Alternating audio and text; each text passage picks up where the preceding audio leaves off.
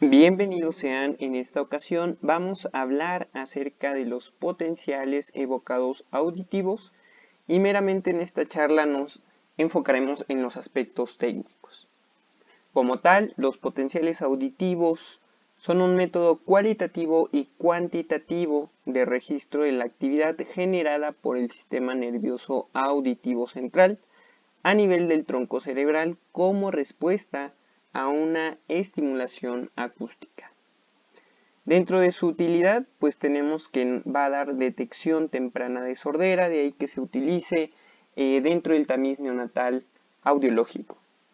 Es también un método de diagnóstico diferencial de hipoacusia, sobre todo en niños pequeños y en casos en los que es difícil obtener un resultado mediante pruebas subjetivas, sobre todo en pacientes simuladores o en pacientes con alguna alteración psiquiátrica.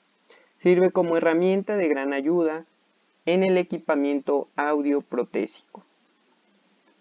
¿En qué se fundamentan los potenciales?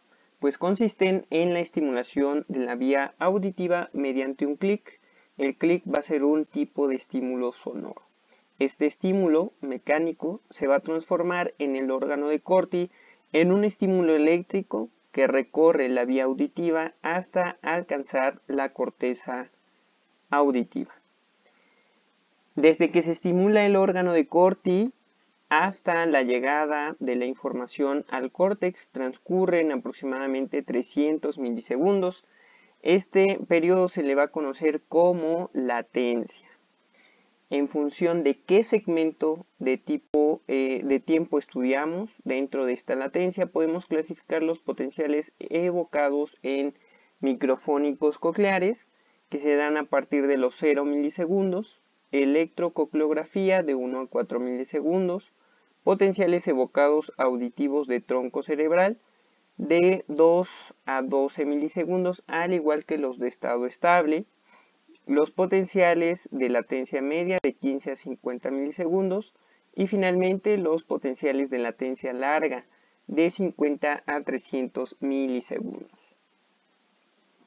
Con respecto a las estaciones nerviosas, la vía auditiva, como sabemos, consta de una serie de estaciones nerviosas a nivel del tronco cerebral que deberá recorrer como tal el estímulo, y este recorrido lo vamos a tener representado en la gráfica a nivel de los potenciales evocados.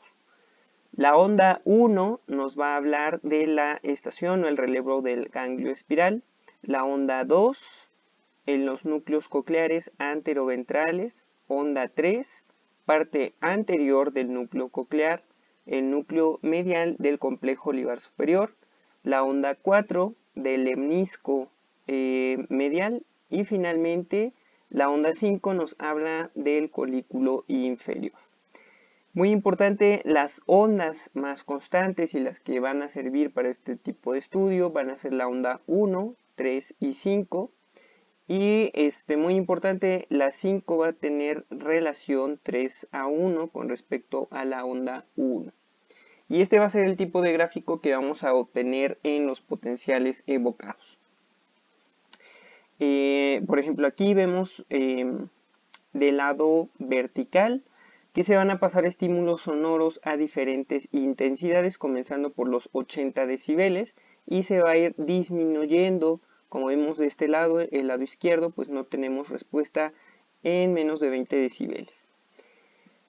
Nosotros, para colocación de los electrodos o la preparación del estudio, pues vamos a pedir siempre que el paciente permanezca lo más tranquilo y relajado posible. Si es necesario, pues utilizar sedación. Se colocan electrodos en cada mastoides, derecho e izquierdo, otro electrodo a nivel de la frente y se debe limpiar la piel para mejorar la impedancia. Se acoplan los electrodos con pasta transductora que va a facilitar la transmisión de la actividad eléctrica y se fijan a la piel con pastas autoadhesivas. El estímulo sonoro se suministra a través de unos auriculares convencionales, intracanal o de vibrador óseo. cuanto más intenso sea el estímulo sonoro, mayor es la amplitud y la definición de las ondas y menor va a ser su latencia.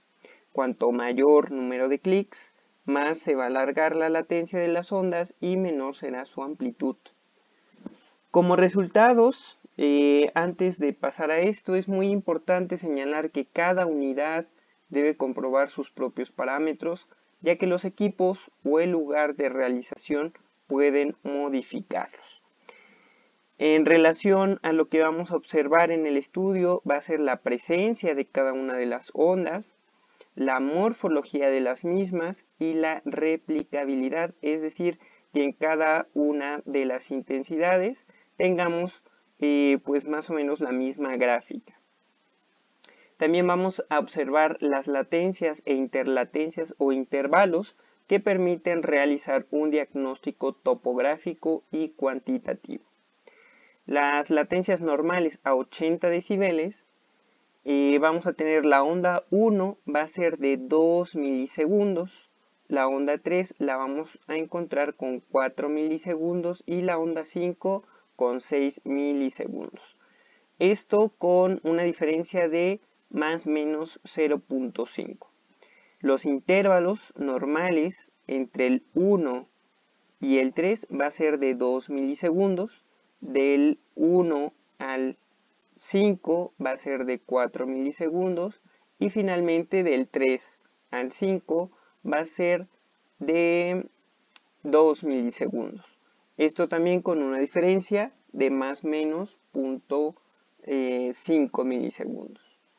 ¿Qué ventajas vamos a obtener de este estudio? Pues se trata de una prueba no invasiva cuyos resultados no se van a ver afectados por la sedación en caso de que el paciente la presente o en caso de que el paciente la amerite. Permite también diagnosticar con bastante precisión la enfermedad auditiva, sobre todo en los casos en que es difícil obtener tal resultado mediante pruebas subjetivas. Esto sobre todo en pacientes pediátricos y en pacientes simuladores. ¿Qué inconvenientes va a tener el estudio? Pues un resultado como tal normal no va a implicar un desarrollo normal del lenguaje, puesto que la génesis de este va a ser multifactorial. Un individuo con potenciales evocados auditivos normales puede ser hipoacúsico grave si su lesión asienta por encima del tronco encefálico. Una ejecución técnica inadecuada también puede pues dar como tal falsos positivos. Y esto puede ser, por ejemplo, con la colocación errónea o inadecuada de los electrodos o una inadecuada sedación. Las limitaciones que van a presentar los potenciales va a ser que en hipoacusias de más de 80 decibeles o selectivas, pues no va a tener valores adecuados. Para este tipo de lesiones es mejor emplear los potenciales de estado estable que nos darán como tal a modo de una audiometría convencional, pero con el uso de los potenciales. También otra limitación van a ser lesiones superiores al lemnisco lateral, lesiones de pequeño tamaño en donde se prefiere el uso de resonancia magnética y el individuo como tal debe de estar relajado. Si hay demasiada actividad cerebral o movimientos cervicales u oculares, se va a producir interferencia que va a limitar el estudio. Esto con respecto a la información al paciente en mayores de 4 años. Si el paciente es nervioso, puede ser necesario que tome algún tipo de tranquilizante, aunque habitualmente no es necesario ya que la prueba es inofensiva y no molesta en lo absoluto. La piel a la zona posterior de las orejas y la frente será limpiada con una pasta abrasiva que provocará un enrojecimiento de la piel y una leve molestia que pasará sin dejar problemas. Estará el paciente en una cama y debe permanecer quieto, sin mover el cuello, los párpados o tragar saliva, ya que esto puede provocar ciertos artefactos que pueden alargar la prueba o incluso pueden dar resultados erróneos. Es fundamental que el paciente tenga el mínimo de actividad cerebral y para ello lo mejor es que intente dormirse.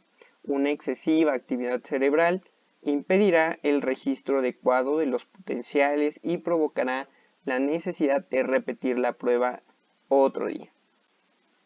En caso de que el paciente sea menor a 1 año, no se debe dejar dormir de 4 a 6 horas antes de la prueba. No se le deben de dar alimentos hasta que esté en el lugar donde se va a realizar. Si el niño llora al limpiarle la piel o se pone rojo, pues no se debe de asustar porque esto es pasajero. Tendrá que dormir el niño durante la prueba. Si el niño no se duerme, no se puede realizar como tal la prueba y como tal no se puede garantizar un resultado adecuado. Para evitar que el niño duerma, la noche antes de la prueba se debe de acostar muy tarde y no se debe dejar dormir lo más que se pueda.